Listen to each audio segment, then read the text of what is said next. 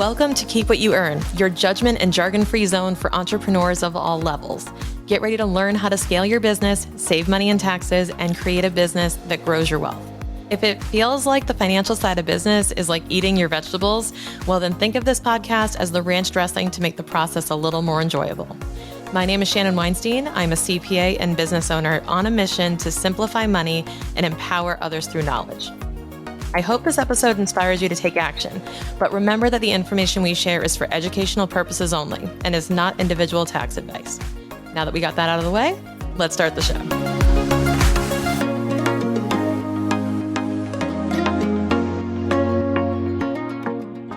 Hey, real quick, before we start the episode, I have a favor to ask you. Now, heading into 2024, the Keep What You Earn team and I are hyper-focused on making this podcast the best that it can be for you who listen. And to help with this, I would really appreciate it if you could please take a few seconds to fill out a brief survey about the show. After you complete it, please check your email inbox for a special gift from us to shop some swag. Your feedback is so appreciated and will help us create the best show that we can. All right, back to the episode. A lot of the time in business masterminds and communities on social media, I see a lot of responses to this question in an interesting way. And the question is usually, I'm not making enough money. I'm not able to support the profit levels I want. What should I do? I think the first instinctive reaction is to say, raise your prices. And I don't necessarily agree or disagree with that, but I'm going to say that it's probably not the answer. It's probably not the right answer as often as you think it is. So simply increasing your prices, if we talk about that for a second, simply increasing your prices is not the answer. Typically with a price increase comes some other type of change. And I don't really believe in offering the same thing today for $10 and then tomorrow for $20. It has to be clear why the price is changing, apart from sales, clearances, limited time offers and things like that. Let's just take the tactics out of it for a second. But if your core price is deviating significantly from day to day and you're not just brand new kind of figuring it out, then you want to be able to articulate what exactly the value of your offer is. And I think that typically when you're underpricing your services or your product, it's because you don't fully understand the potential value. And unlocking that value is usually what gets you into that comfort of charging that higher price point. And simply increasing your prices isn't the answer for this main reason, which is you are kind of calibrated to your price. And this is where we get into some of like the woo-woo stuff. As I've told you before, I'm not really into the woo-woo stuff, but I do believe that your confidence matches the price point that you're currently serving because you've gotten enough yeses at your current price point that you're like, yeah, that's what it's worth. And if someone says double your prices, you're like, oh, I don't know if I can sell that. I don't know. Now you're uncertain. Now you're unconfident. And so you're going to doubt yourself. But truly, you probably could sell at double the price that you're at. It's just a question of your confidence. So how do we increase confidence in order to get you up to that price point? I'd say there are really two main factors in nailing the right price point for your offer. One is purely market toleration, which is the economics, which is at a certain point, no one's going to pay X dollars for your offer. Like it's just going to be too expensive or too limited. Unless you really niche down, you make it super specific and you market the crap out of it, right? But if you're selling to general population, there's going to be kind of a market tolerance cap. The other thing is your confidence in your ability to articulate the value. So when you are increasing your prices, you also have to match your conviction to that price. You have to match your confidence to it. And how do you gain conviction and confidence? By proving that your offer works, proving that it's worth what it is, proving that it will generate the results it's promised. And if you can't do that, then maybe you shouldn't be increasing your prices because prices will increase with proof. The more proof you accumulate, the more confidence you have that what you're doing works. And therefore, the more conviction you naturally have in saying, we can absolutely help you.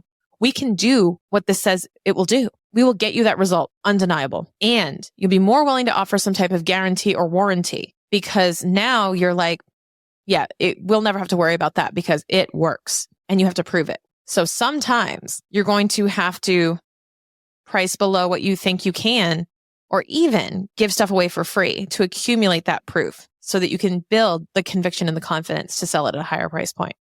And this is especially true, I find, with female entrepreneurs. We typically will hesitate. We will have less confidence naturally in our ability to sell something. It's just something that I've seen a lot as a trend with women. And there's nothing wrong with it. But I think that we have a bigger hurdle to get over, and we have to consciously cultivate that confidence and conviction. That's a lot of C's. But we have to consciously cultivate it in ourselves so that we are moving in that direction. So we're able to sell something at a higher price point. And I also want you to consider the other levers you can pull besides increasing your price while you are building this confidence. So if you need to bring home more in profit than you have been, one thing you can do other than simply increasing your prices is look at your marketing. Are you selling to enough people? Are you getting enough buyers, enough leads? Are you converting well? So are you sending out X number of emails and converting X number of people? What is your rate that you can improve? What are some different tactics and strategies? What are some ways that you can get out there and showcase? Maybe you can feature yourself or sponsor an event or do something to get your brand out there more without having to increase the prices. And by all means, increasing prices is a great thing. It means more revenue. Who am I as a CFO to tell you not to do that? But if you're not ready to, you're going to see a decline in sales if you're not approaching it with the conviction. So before you jump to simply increasing prices and just showing up and doing it, take the time to really think about, am I ready to increase the prices? What does that mean? How do I have to show up differently? How do I have to present this offer differently in order to get a yes now? Because it's a different conversation. And of course, I'm speaking to significant price increases. If you're increasing by 10, 20%, it's probably unrecognizable and unnoticeable where nobody would really question it, or they wouldn't even know that it was priced differently to begin with. But what I'm talking about are those significant price jumps where I went, from 200 to 5,000, not directly. I went from 200 to 500 to 1,200 or to 700 to 1,200 to 2,800 to 5,000. Basically, I jumped all over the place when I started my business. And I feel like that's a natural progression. I think anyone who came out the gate charging, say for my services, charging $5,000 like on day one, that's hard to find unless they had a ton of help in building it.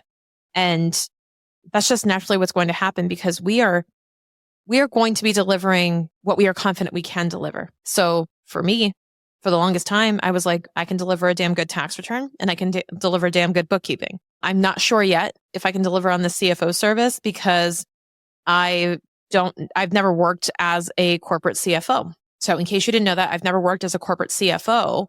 I've worked with corporate CFOs at Fortune 50 companies, but I've never actually sat in their shoes. So there's a lot of imposter syndrome creeping up where I go, well, if I identify as a CFO, what does that mean? What do I do? Oh no.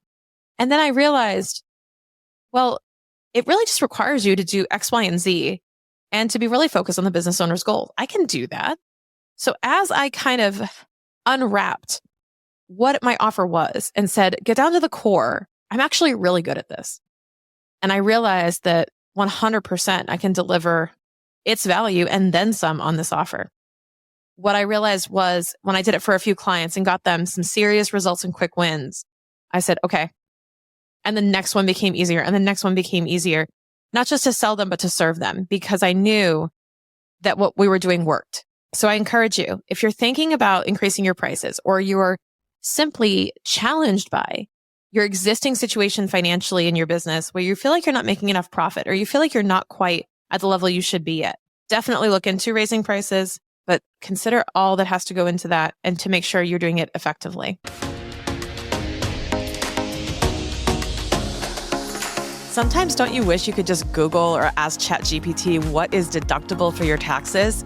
I wish it were that easy, but the truth is that deducting something can really vary and it's really hard to get a straight answer for your business in particular, but I made something to help. My free tax deduction guide walks you through hundreds of example tax deductions that can apply to your business, along with a mini training on what actually makes something deductible so you can add more to your list and cater it to your specific industry or type of business. This is all for free and it's at the link in the show notes. Go check it out.